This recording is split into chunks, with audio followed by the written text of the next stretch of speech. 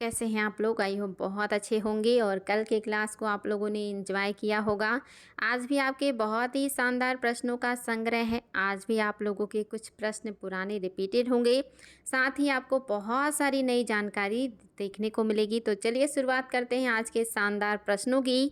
और आज आपका पहला प्रश्न है, कोर प्रभाव क्षेत्र में विविधता के कारणों के संदर्भ में निम्नलिखित में से कौन सा कथन है जो सही है? आपको बताना है, कोर प्रभाव क्षेत्र में विविधता के कारणों के संदर्भ में निम्नलिखित में से कौन सा कथन है जो सही है? पहला कह रहा है, दोनों क्षेत्रों के संसाधनों का एक ही स्थान पर पाया जाना। क्या दो क्षेत्रों के संसाधन एक ही क्षेत्र में पाए जाएंगे? क्या ये कोर प्रभाव है? दूसरा कह रहा है, वायु, तापमान, आर्द्रता, मृदा की नमी, प्रकाश तीव्रता आदि कोर क्षेत्र पर परिवर्तित होती है। तीसरा कह रहा है, कोर क्षेत्र की विविधता सूक्ष्म जलवायु का निर्माण कर सकती है और यह विशिष्ट प्रजातियों को समर्थन दे सकती है। और चौथा कह रहा है कि सभी सही हैं। बताइए बच्चा लोग, कोर प्रभाव क्या है? और कोर प्रभाव मैंने आपको बताया था संक्रमिका के जैसे ही होता है। जैसे संक्रमिका होता है, इकोटोन होता है, ऐसे आपका कोर प्रभाव होता है। इसमें से कौन सी बात है जो कोर प्रभाव के बारे में सत्य है और आपको वही बताना है। बताएंगे क्या है जो कि आपका सही हो जाएगा। तो याद रखेंगे, यहाँ पे लिखी हुई आपकी सारी बातें कोर प्रभाव के बारे में बिल्कुल सही हैं।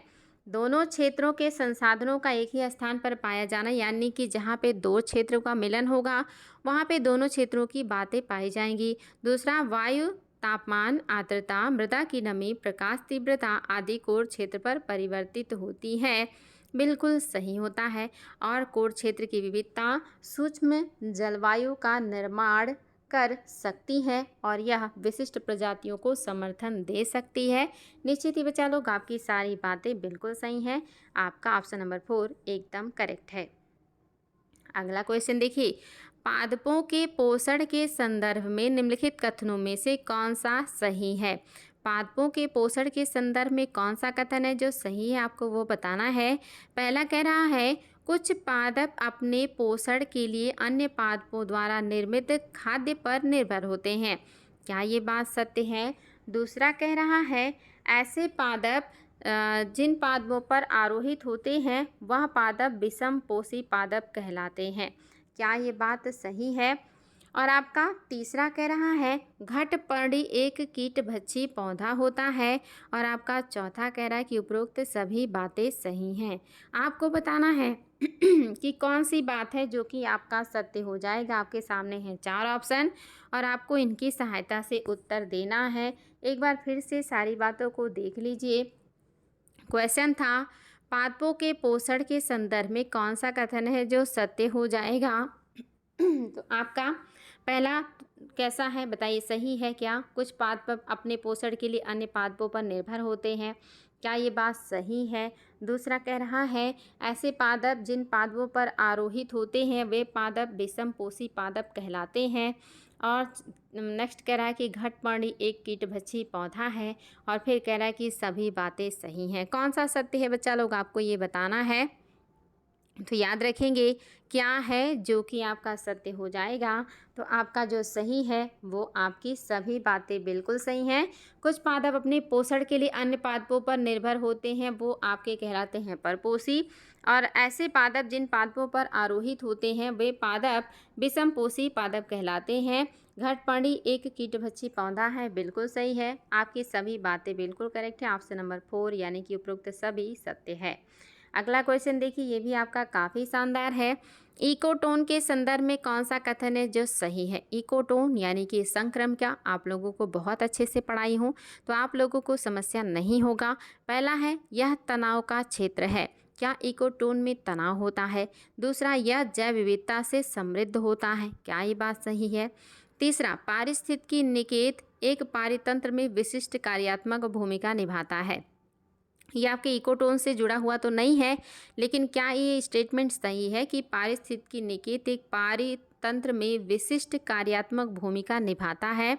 और चौथा, ऑप्शन है एक प्रजाति को उत्तरजीविता के लिए जिन जैविक, भौतिक और रासायनिक कारकों की आवश्यकता होती है उन सब को सम्मिलित रूप से निकेत कहते हैं।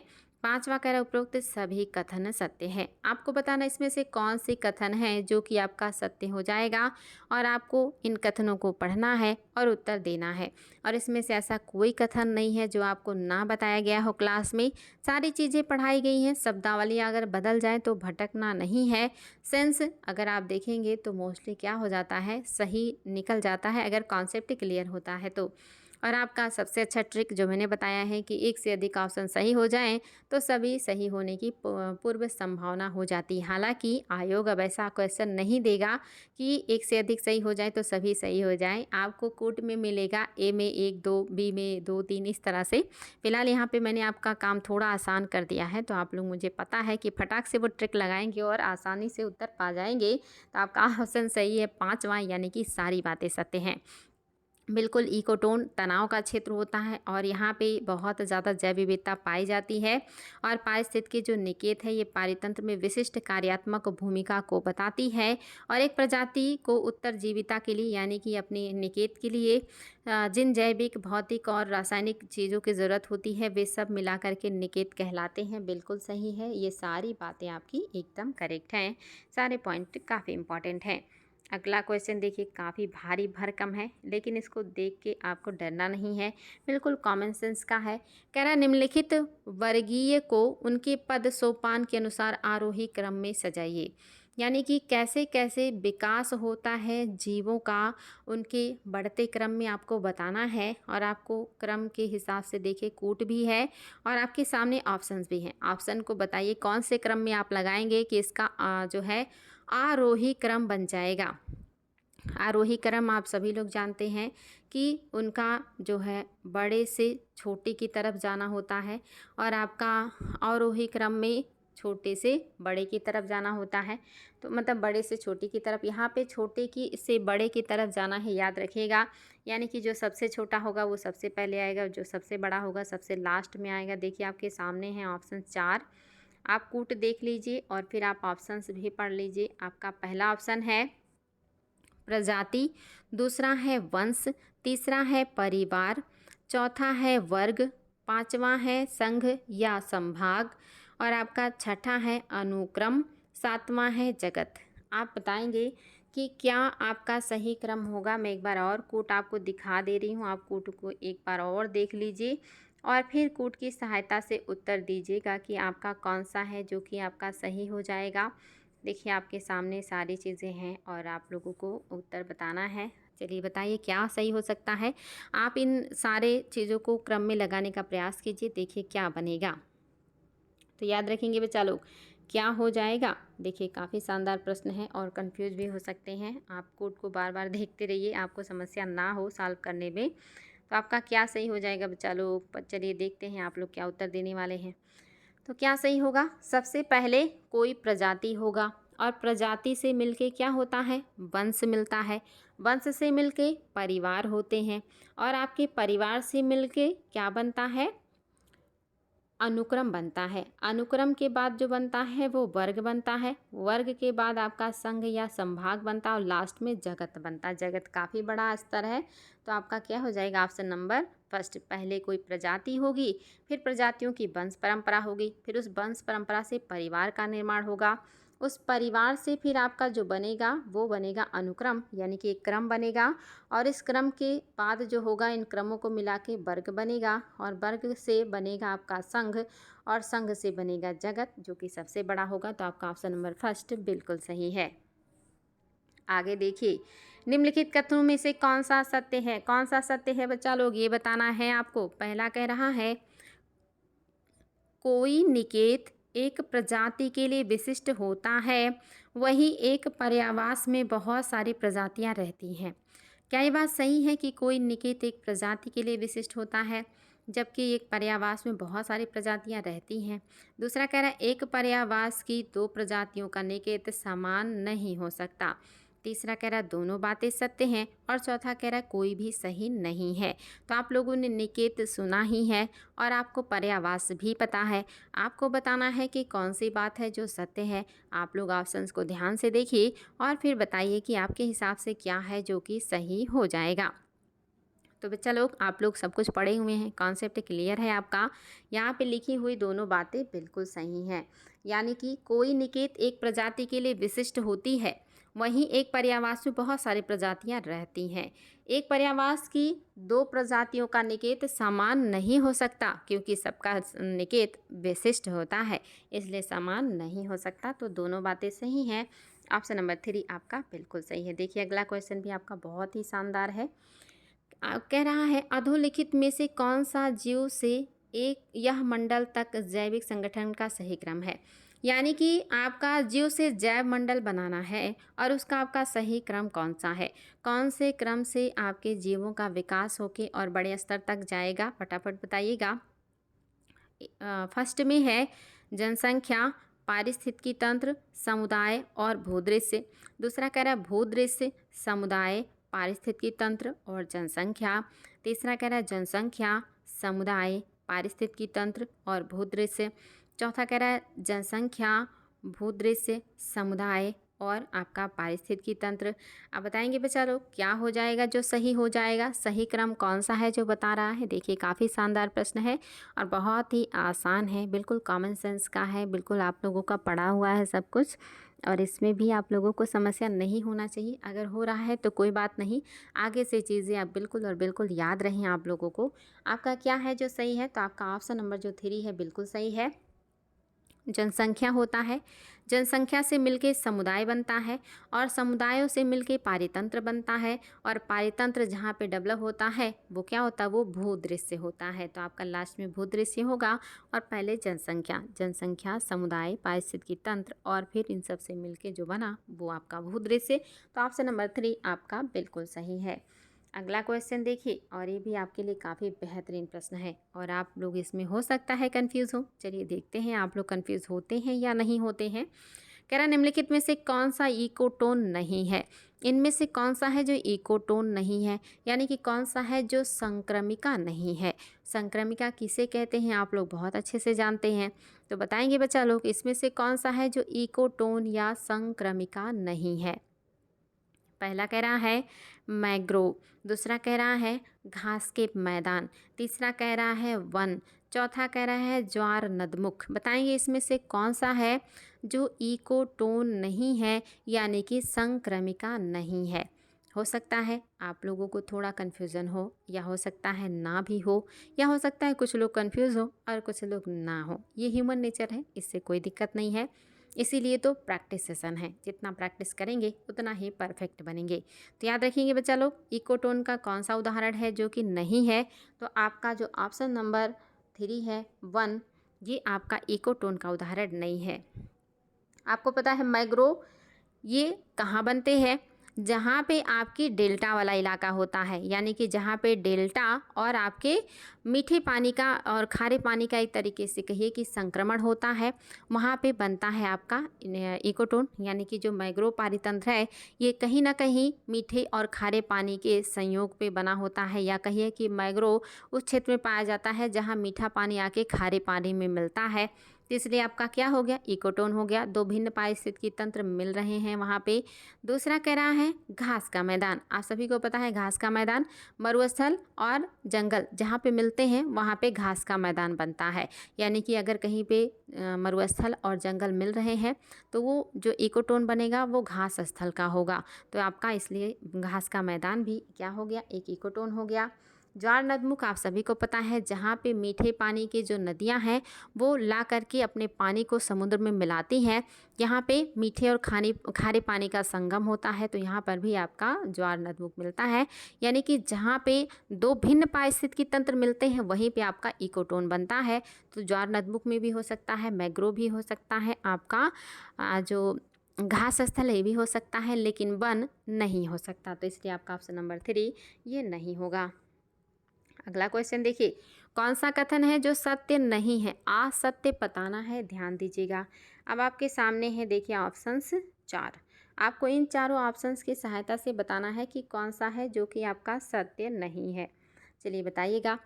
पहला कह रहा है मैंग्रोव समुद्री और स्थलीय पारितंत्र के बीच इकोटोन का प्रतिनिधित्व करते हैं। दूसरा कह रहा है घास के मैदान जंगल और रेगिस्तान के बीच अवस्थित हैं। तीसरा कह रहा है खारे ताजे पानी और खारे पानी के बीच एस्चुरी का निर्माण होता है। और चौथा कह रहा है वन और प्रवाल भित्ति इकोटोन क्षेत्र का प्रतिनिधित्व करती हैं। हो नो, ये क्वेश्चन तो मैंने आप लोगों को बता दिया, यानी कि अब आप लोगों को इसको सॉल्व करने में कोई समस्या नहीं होने वाली। एक तो आप लोग वैसे भी बहुत स्मार्ट हैं, आजकल जल्दी उत्तर देते नहीं हैं जब तक बिल्कुल सारी चीज़ें समझ ना ले। ऊपर से जब चीज़ें बता दी जाती हैं फिर तो आप लोगों को 1 मिनट भी नहीं लगता उत्तर देने में। तो क्या गलत है बच्चा लोग, सभी को पता चल चुका है। इतना व्याख्या कर दिया है मैंने तो निश्चित ही पता चल ही जाएगा आपका क्या गलत है। आपका चौथा गलत है, क्योंकि वन और मैंग्रोव भित्ति कहाँ मिलेंगे, वन स्थल पे होता है, और आपके जो भित्ति होता है प्रवाल भित्ति ये समुद्र में होता है। इनका कोई मिलन हो ही नहीं सकता, आप सभी को पता है। तो ये आपका क्या हो गया, गलत हो गया। पहला तो मैं पहले ही बता चुकी हूँ कि मैंग्रोव समुद्री और स्थलीय पारितंत्र के बीच का भाग है, यानी कि जहाँ पे स्थल आपका समुद्र से मिलता है वहाँ पे मैंग्रोव होता है। तो आपका पहला सही है। दूसरा कह रहा है घास के मैदान जंगल और रेगिस्तान के बीच अवस्थित होते हैं, बता ही चुकी हूँ। ताज़े और खारे पानी के जहाँ पे निर्माण होता है वो एस्चुरी कहलाता है। नो डाउट आप सभी को पता है कि आपका चौथा सही नहीं है। अगला क्वेश्चन देखिए, बताइएगा। आसान क्वेश्चन है। ब्लू कार्बन क्या है? नीला कार्बन क्या है या ब्लू कार्बन क्या है? फटाफट उत्तर दीजिएगा। पहला कह रहा है वन जैव मात्रा और कृषि मृदा में प्रच्छादित कार्बन। क्या वन और जैव मात्रा और कृषि मृदा में प्रच्छादित कार्बन को ब्लू कार्बन कहते हैं। दूसरा कह रहा है महासागरों और तटीय पारिस्थितिकी तंत्र द्वारा प्रग्रहित कार्बन। क्या ये ब्लू कार्बन है? तीसरा कह रहा है पेट्रोलियम और प्राकृतिक गैस में अंतःविष्ट कार्बन। क्या ये ब्लू कार्बन है? और चौथा कह रहा है वायुमंडल में विद्यमान कार्बन। क्या ये ब्लू कार्बन है?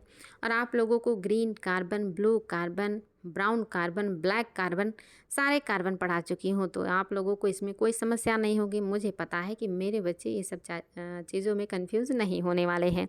तो सभी का उत्तर बिल्कुल और बिल्कुल सही है कि आपका ब्लू कार्बन कौन सा होता है? जो आपका सागरीय होता है, जो जलीय पारितंत्र होता है। यहाँ पर जो प्रग्रहित यानी कि कार्बन को सोखा जाता है, इकट्ठा किया जाता है, यही आपका क्या हो जाता है?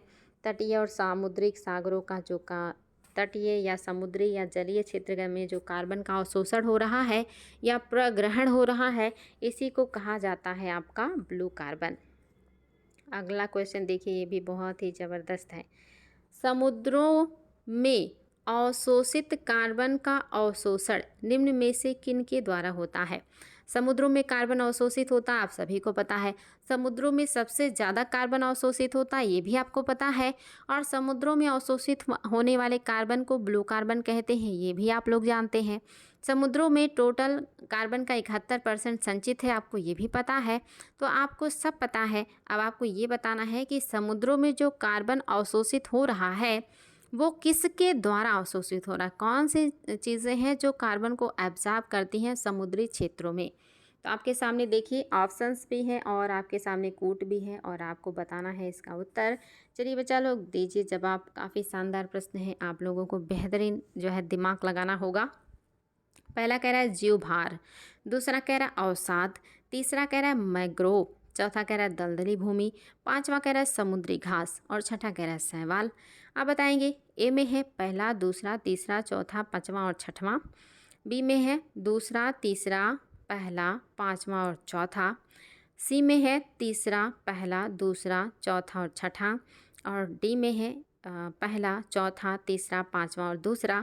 बताएंगे कौन सा है जो आपका सही हो जाएगा। आपके सामने कूट है और कूट की सहायता से उत्तर देना है और बताना है कि कौन कौन से चीज़ें हैं समुद्रों में या सागरों में या जलीय क्षेत्रों में जो कार्बन को एब्जॉर्ब करते हैं, अवशोषित करते हैं और अपने अंदर उसको कैप्चर कर लेते हैं।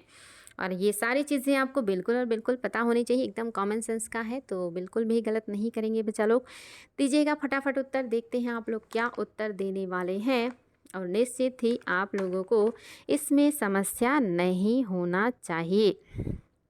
तो क्या सही हो जाएगा? सभी सही हो जाएंगे। जीव भार के रूप में, यानी कि जो जीव अपने अंदर संचित कर रहे हैं वो भी क्या कर रहे हैं? कार्बन को अपने अंदर संचित कर रहे हैं, जो कि शरीर का शुष्क 49 भाग कार्बन का ही बना है। तो निश्चित ही जीव भार के रूप में होगा। अवसाद, जो अवसाद हैं वो भी तो कार्बन को एब्जॉर्ब करके अपने अंदर रखते हैं। मैग्रो, बिल्कुल ये तो करते ही करते हैं। और दलदलीय क्षेत्र एकदम से करते हैं। वेटलैंड्स जो होते हैं बिल्कुल करते हैं, क्योंकि इसमें भी जीव जंतु वनस्पतियाँ पाई जाती हैं जो कार्बन को अवशोषित करती हैं। समुद्री घास निश्चित ही करेंगे, प्रकाश संश्लेषण करेंगे तो कार्बन को एब्जॉर्ब करेंगे, यानी कि भोजन के रूप में। और शैवालों को तो आप लोग जानते ही हैं, दुनिया में सबसे ज़्यादा ऑक्सीजन आपको देते हैं, तो सबसे ज़्यादा कार्बन भी तो अवशोषित करेंगे। तो क्या हो जाएंगे बच्चा लोग? सारी बातें बिल्कुल करेक्ट हैं। निश्चित ही आप लोगों का जो परफॉर्मेंस है ये भी काफ़ी बेहतरीन है। अगला क्वेश्चन देखिए, निम्न में से कौन सा कथन सही है? कौन सा कथन है जो सत्य है, आपको ये बताना है। पहला है, महासागरों की कार्बन अवशोषण क्षमता भूमि पर स्थित पारितंत्र के मुकाबले 5 गुना अधिक होता है। दूसरा कह रहा है, महासागर एक महत्वपूर्ण कार्बन सिंक है के रूप में है और जलवायु परिवर्तन को कम करने में यह मददगार हो सकता है। तीसरा कह रहा है दोनों बातें सही हैं। और चौथा कह रहा है कोई भी सही नहीं है। अब आप बताएंगे कि कौन सी बात है जो आपकी सही हो जाएगी।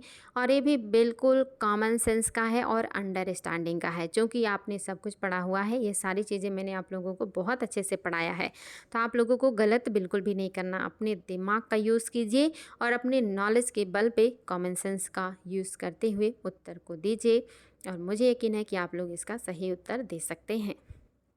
तो क्या हो जाएगा बच्चा लोग?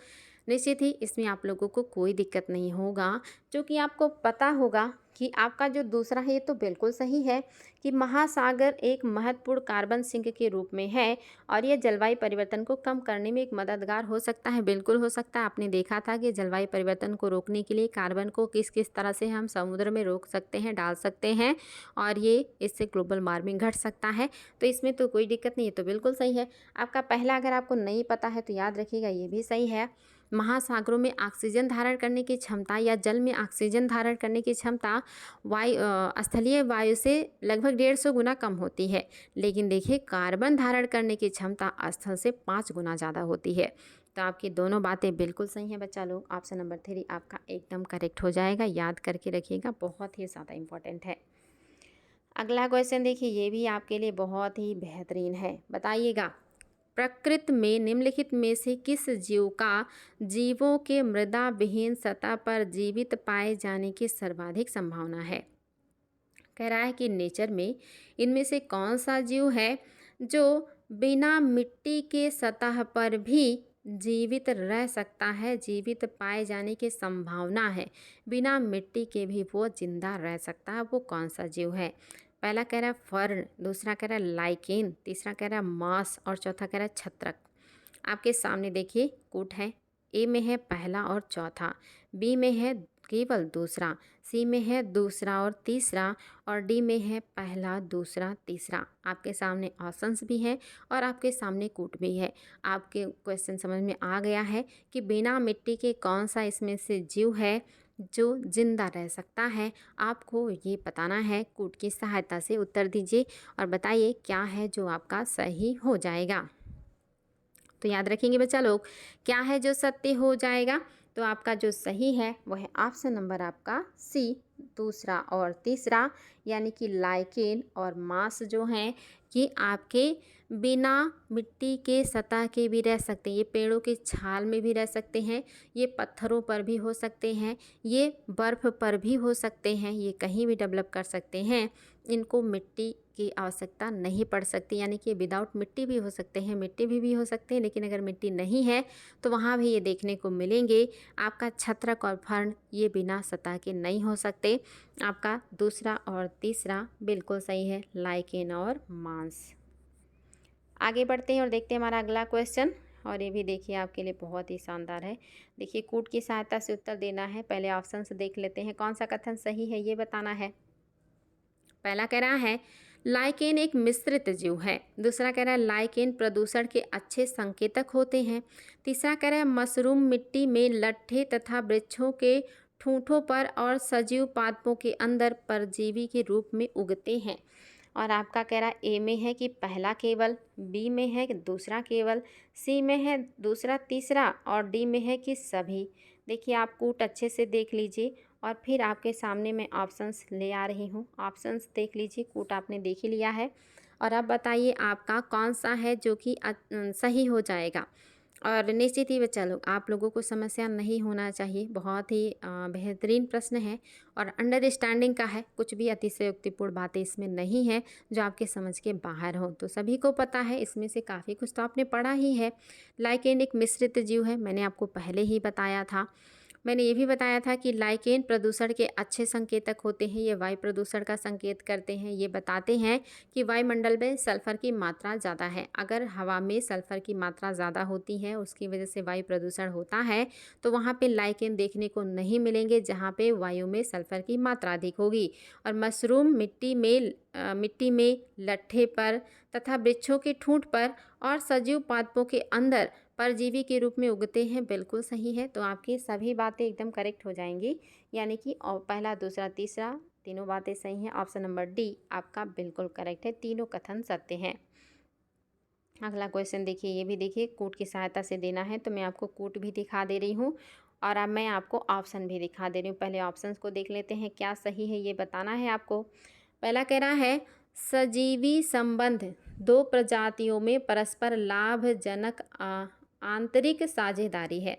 क्या जो सहजीवी संबंध है ये दो प्रजातियों में परस्पर लाभजनक आंतरिक साझेदारी होती है। दूसरा कह रहा है नाइडेरिया कवक एवं आदि जंतु प्रोटोजोआ ऐसी जातियां होती हैं जो अन्य जीवों के साथ सहजीवी संबंध बना सकते हैं। तीसरा कह रहा है नाइडेरिया और शैवाल के बीच सहजीवी संबंध पाया जाता है। और चौथा कह रहा है दीमक का प्रोटोजोआ के साथ सहजीवी संबंध होता है तथा दीमक अपना भोजन सेलुलोज के रूप में प्राप्त करते हैं जिसे पचा पाने की क्षमता इनमें नहीं होती है। तो प्रोटोजोआ के भीतर सेलुलोज को पचाने की क्षमता से दीमक को लाभ होता है। अब देखिए इतने शानदार स्टेटमेंट है और आपको मैं एक बार फिर से कूट दिखा रही हूँ। ए में है पहला चौथा, बी में है दूसरा तीसरा, सी में है दूसरा, अच्छा सी में फिर से दूसरा तीसरा हो गया है, डी में है सभी। बताएंगे बच्चा लोग। अब आपके लिए देखिए कूट और सारे ऑप्शंस आपके सामने हैं और आपको उत्तर देना है और बेहतरीन प्रश्न है। याद रखिएगा सारे स्टेटमेंट आपके बहुत ही ज़्यादा इम्पॉर्टेंट है और मतलब एकदम एग्ज़ामों के लिए निश्चित ही दिक्कत आप लोगों को नहीं होगा, क्योंकि ये सारी बातें आपकी बिल्कुल कॉमन सेंस की हैं और याद रखिएगा सारी बातें बिल्कुल सही हैं। आपको ये तो बिल्कुल पता है कि जो सहजीवी का संबंध होता है ये दोनों संबंध क्या होते हैं, परस्पर लाभ वाले होते हैं। जैसे आपने देखा था सहजीवी संबंध आपके लाइकेन में होता है जिसमें कवक और शैवाल होते हैं। आपने देखा था कि एक सहजीवी संबंध कोरल और जो जैंथली के बीच भी होता है। तो दोनों क्या करते हैं, एक दूसरे को फायदा पहुंचाते हैं, आंतरिक साझेदारी होती है उनकी। तो पहला बिल्कुल सही है। दूसरा भी बिल्कुल सही है। नाइडेरिया जो है ये कवक और जो आपके आदि जंतु यानी कि प्रोटोजोआ ये ऐसी जातियां होती हैं जो अन्य जीवों के साथ सहजीवी संबंध बनाते हैं। यानी कि ये नाइडेरिया शैवाल के साथ संबंध बना सकता है सहजीविता का, और कवक तो आपने देखा था ये आपका शैवाल के साथ ये भी संबंध बना सकता है। कवक और शैवाल का संबंध लाइकेन का है ही। नाइडेरिया का संबंध भी आपके शैवाल के साथ बनता है सहजीविता का। तो ये बिल्कुल बातें सत्य हैं। तीसरा याद रखिएगा, देखिए नाइडेरिया और शैवाल के बीच सहजीवी संबंध पाए जाते हैं, नो डाउट। दीमक और प्रोटोजोआ के बीच भी सहजीवी संबंध पाए जाते हैं। और ये संबंध कैसा है, दीमक अपना भोजन सेलुलोज के रूप में प्राप्त करता है जिसे पचाने की उसमें क्षमता नहीं होती। तो दीमक के पेट में प्रोटोजोआ पाया जाता है जो सेलुलोज को पचाने में मदद करता है। तो इस तरह से दीमक को भोजन मिल जाता है और सेलुलोज को आवास या आधार मिल जाता है। तो इनका भी देखिए दीमक और जो आपका प्रोटोजोआ है इनके बीच सहजीवी संबंध है। नाइडेरिया और शैवाल के बीच भी संबंध है। कवक और जो है शैवाल के बीच भी सहजीविता का संबंध है। कोरल और जूजेंथली के बीच भी सहभागिता या सहजीविता का संबंध है या सहोपकारिता का संबंध है। तो ये सारी बातें बिल्कुल करेक्ट है बच्चा लोग, एकदम याद रखिएगा। बहुत ही अंडरस्टैंडिंग का और बहुत ही सार गर्भित प्रश्न है।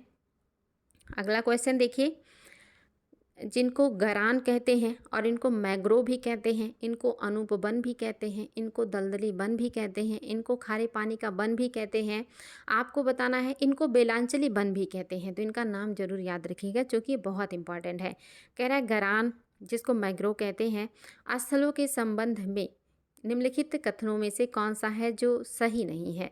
आपको बताना है क्या सत्य नहीं है मैंग्रोव के बारे में। पहला कह रहा है मैंग्रोव पादपों को लवणीय और स्वच्छ जल के उपयुक्त मिश्रण की आवश्यकता होती है। क्या मैंग्रोव वहीं होंगे जहाँ पे खारे और मीठे पानी का मिश्रण होगा।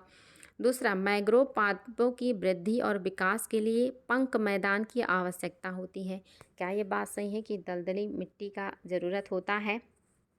तीसरा कह रहा है मैंग्रोव पादप सुरक्षित आड़ वाले तत्वों के अंदर ज्वारीय क्षेत्रों में पाए जाते हैं। क्या ये बात सही है कि जो मैंग्रोव पादप हैं ये सुरक्षित आड़ वाले तत्वों के अंतर ज्वारीय क्षेत्रों में पाए जाते हैं।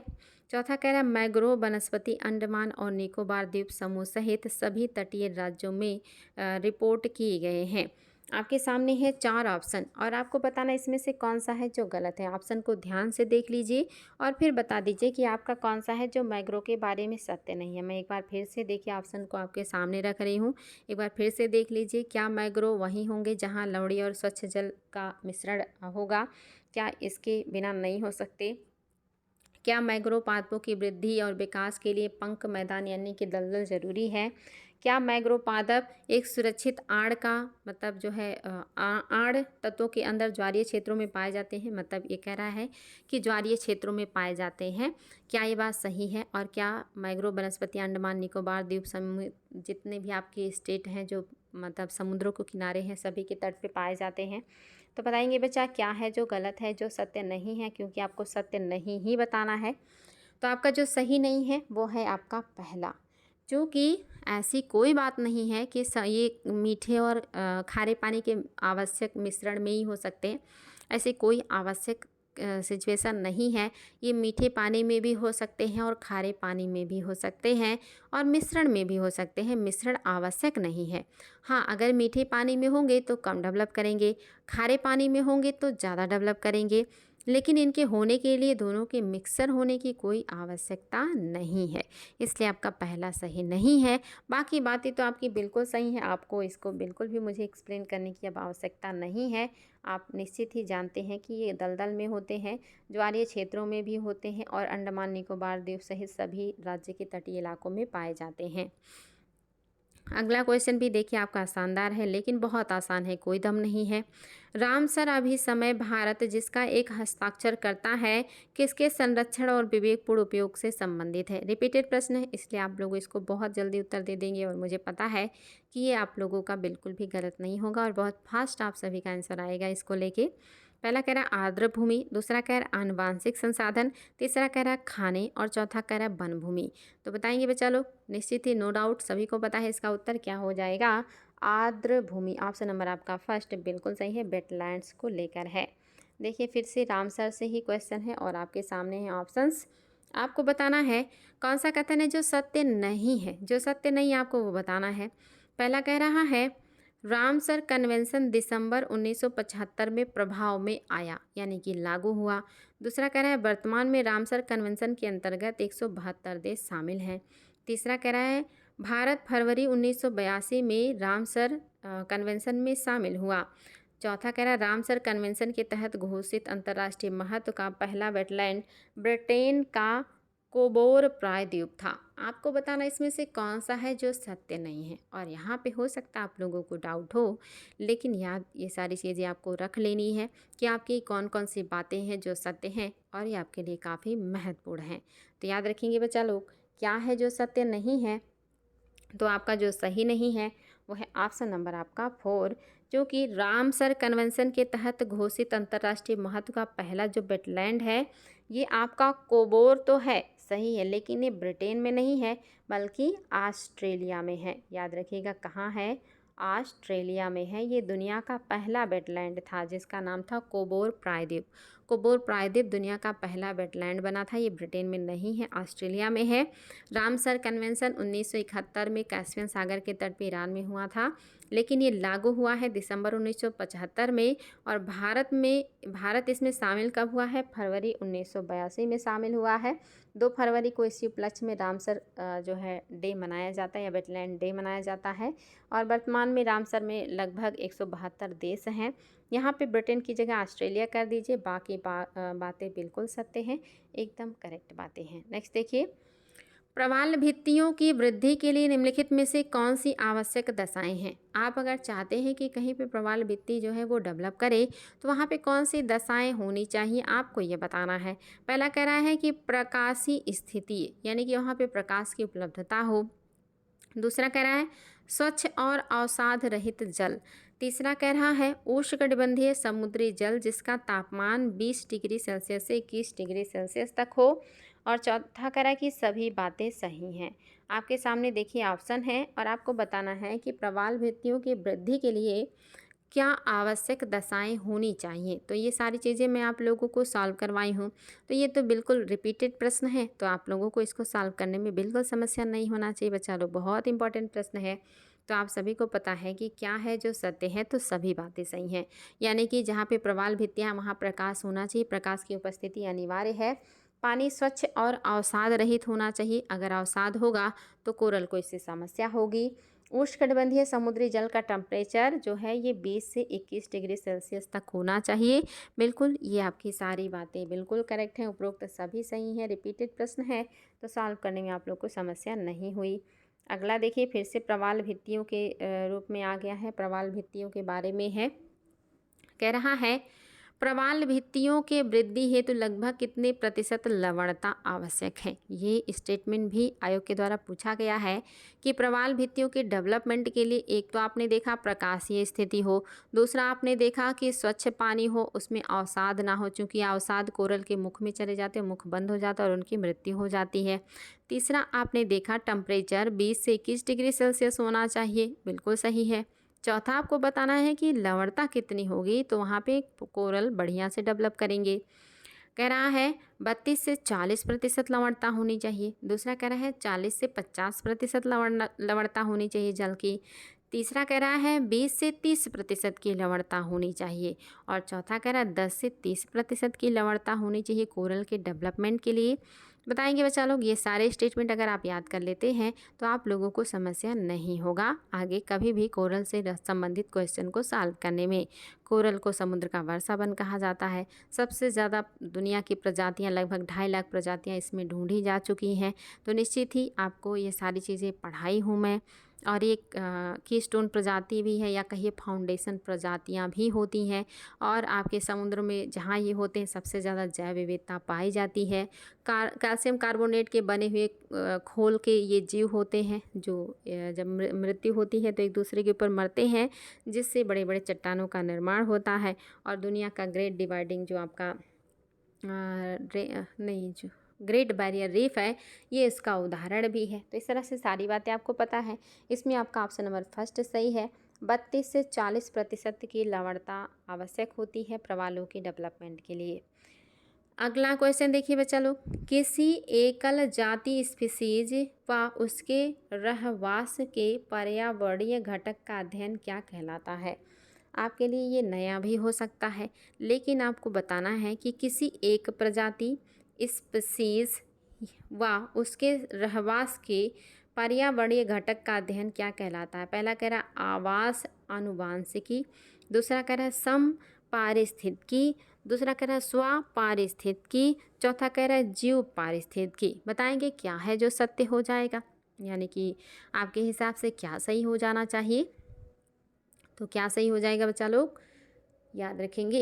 ये आपके लिए न्यू फैक्ट हो सकता है, लेकिन इसको याद कर लीजिएगा कि आपका कोई एक प्रजाति हो या कोई एक जो है समुदाय हो या कोई एक तरीके से, मतलब एक प्रकार का प्लांट हो, मतलब एक प्लांट हो, एक जाति हो या एक जीव हो या एक प्रजाति हो, एक प्लांट, एक जीव, एक प्रजाति अगर एक है, सिंगल है, तो उसके रहवास के पर्यावरणीय घटक का अध्ययन जो कहलाता है वो होता है स्वपारिस्थितिकी।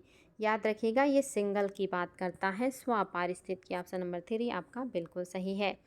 अगला क्वेश्चन देखिए, काफ़ी शानदार है और इसको भी आपको लोगों को बहुत ही सावधानी पूर्वक बताना है। वाटर शेड तथा वाटर शेड विकास के संदर्भ में निम्नलिखित में से कौन सा कथन है जो सत्य नहीं है। वाटर शेड तथा वाटर शेड विकास के संदर्भ में कौन सा कथन है जो सत्य नहीं है बच्चा लोग। पहला कह रहा है, इसकी मूल अवधारणा है जल को एक स्थान पर रोकना तथा उसका सूखा जाना, यानी कि उसका सूखा जाना। दूसरा कह रहा है, वृक्ष वनस्पति जल सूखने में सहायक होता है जबकि जलधारा अवरोधक और बांध अवरोधक पानी के बहाव को रोकने में सहायक होते हैं। तीसरा कह रहा है, अंतः केवल जो है अच्छा अंतः स्थलीय जो जल की पानी की आपूर्ति होती है ये इससे होती है, साथ ही जल मतलब जो है साल भर सतत जल पूर्ति होती रहती है। और नेक्स्ट कह रहा है, वाटर सेट भूमिगत जल को बढ़ाने में मदद करते हैं, यह बाढ़ जैसे गंभीर समस्या की रोकथाम में भी सहायक होते हैं। और चौथा कह रहा, वाटर शेड विकास कार्यक्रम 1985 में आरंभ किया था। यानी कि आपको बताना है कि वाटर शेड जो आपका विकास है ये किससे संबंधित है, इसके बारे में कौन सा है जो सत्य नहीं है। वाटर शेड इतने सारे स्टेटमेंट पढ़ के तो आपको समझ में आ गया होगा कि पानी को रोकना, पानी को स्टोर करना, पानी को धरती के अंदर ले जाना, जल स्तर को मेंटेन करना, पानी का संरक्षण करना, यही सब आपका वाटर शेड कहलाता है। तो इन सारे स्टेटमेंट को पढ़ने के बाद आपको कौन सा है जो सही नहीं लग रहा है, मैं एक बार फिर से पढ़ दे रही हूँ। इसकी मूल अवधारणा है जल को एक स्थान पर रोकना तथा उसको सुखाना, यानी कि पानी को धीरे धीरे करके धरती के नीचे चला जाए, इसलिए ये मतलब काम किया जाता है इसका। दूसरा कह रहा है कि वृक्ष और वनस्पति जो है वो जल को सोखने में सहायक होते हैं, यानी कि जल को वो सोख लेते हैं, जबकि जो जलधारा अवरोधक है और बांध है ये पानी के बहाव को रोकने में सहायक है। यानी कि जो जलधारा होती है, जो आपके मतलब जलधारा अवरोधक होते हैं, बांध होते हैं, ये पानी के बहाव को रोकते हैं, यानी कि इकट्ठा करते हैं, कलेक्ट करते हैं। और इससे भी अगर आप कहीं पानी इकट्ठा करेंगे तो आपको पता है कि पानी नीचे जाता है और जल स्तर मेंटेन होता है। तीसरा कह रहा है, अंत केवल जल मतलब जो अंतः स्थलीय जल को पानी की आपूर्ति इससे होती है। क्या इससे नीचे के क्षेत्र को पानी मिलता है? कह रहा कि बल्कि मतलब सिर्फ इससे मतलब कह रहा है कि सिर्फ इससे मतलब जो धरती के नीचे है ये पानी का स्तर मेंटेन नहीं होता है, बल्कि इसके साथ साथ साल भर जो जल की पूर्ति है ये बनी रहती है। और वाटर सेट विकास भूमिगत जल को बढ़ाने में मदद करता है या बाढ़ जैसी गंभीर समस्याओं को रोकने में सहायक होता है। ये सारी बातें आपने अभी तक देखा। और चौथा है कि वाटर सेट विकास कार्यक्रम 1985 में आरंभ हुआ था। आप बताएंगे बच्चा लोग क्या है जो सही नहीं है, और ये भी आपके लिए काफ़ी इंपॉर्टेंट है। और ये सारे स्टेटमेंट काफ़ी अंडरस्टैंडिंग के हैं, अगर आप इनको समझेंगे तो आपको दिक्कत नहीं होगा। तो वाटर सेट से आपने क्या समझा है, तो याद रखिएगा आपका जो सही नहीं है वो केवल ऑप्शन नंबर 4 सही नहीं है, क्योंकि हाँ 1985 की जगह पे अगर आप 1995 कर दें तो ये आपका सही हो जाएगा स्टेटमेंट। याद रखिएगा वाटर सेट विकास कार्यक्रम 1995 में शुरू किया गया था।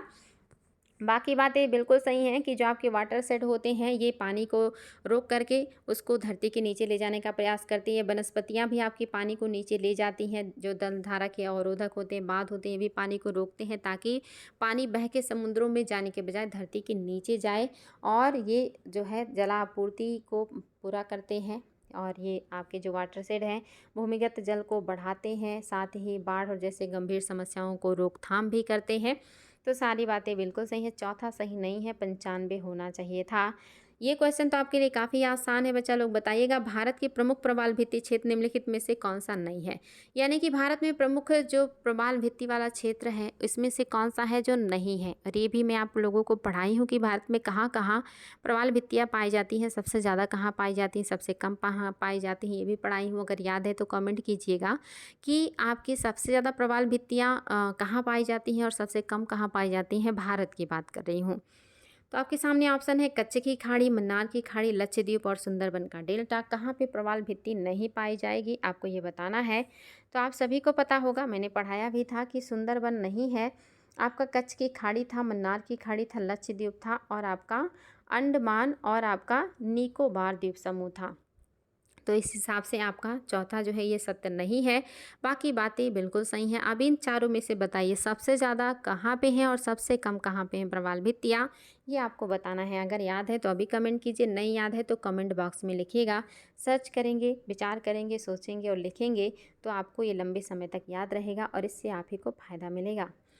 अगला क्वेश्चन और आज का ये बेहतरीन प्रश्न है, बताइएगा निम्नलिखित कथनों में से कौन सा है जो सही है। कह रहा विश्व की सर्वाधिक प्रवाल भित्तियाँ उष्णकटिबंधीय सागर जल में मिलती हैं।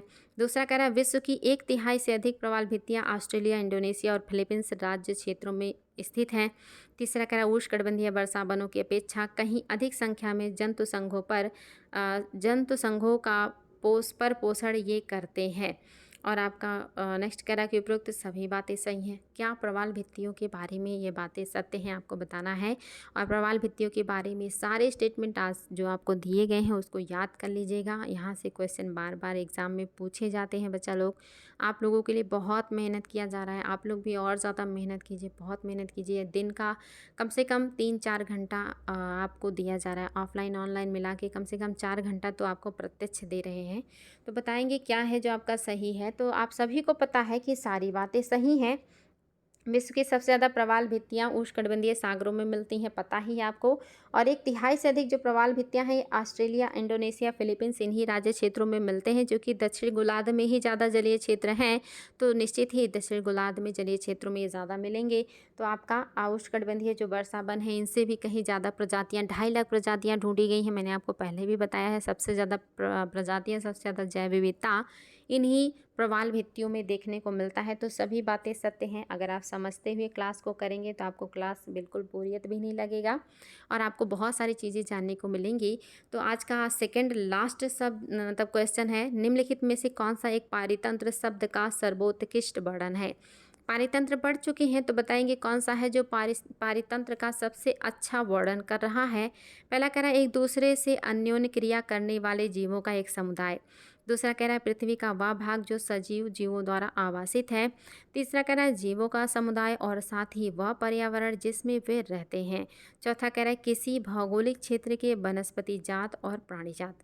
बताइए बच्चा लोग कि निम्नलिखित में से कौन सा एक पारितंत्र शब्द का सर्वोत्कृष्ट वर्णन करता है।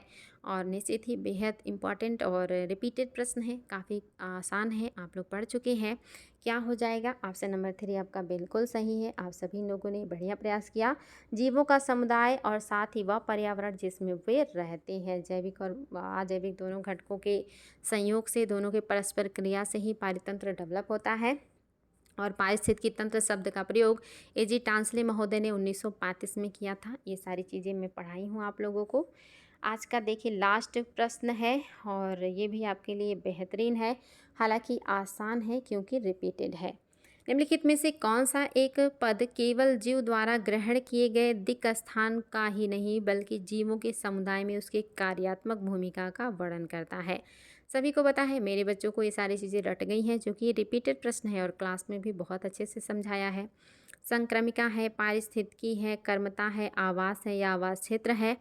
तो क्या हो जाएगा बच्चा लोग, सबका उत्तर आएगा इसमें और आप लोग बिल्कुल कंफ्यूज नहीं होंगे, मुझे पता है। तो सभी का उत्तर सही है बच्चा लोग। क्या हो जाएगा, कार्यात्मक भूमिका कौन बताता है, तो आपका बताता है निकेत या नीचे या जिसको कहते हैं आपका कर्मता। ऑप्शन नंबर आपका 3 बिल्कुल सही है। तो आज का ये लास्ट क्वेश्चन था। उम्मीद है आज के प्रश्न आपको अच्छे लगे होंगे और हमारी मेहनत भी आपको अच्छी लग रही होगी। आप लोग भी खूब मेहनत कीजिए, जितना अच्छा आपका परफॉर्मेंस होता है उतना ही अच्छा लगता है।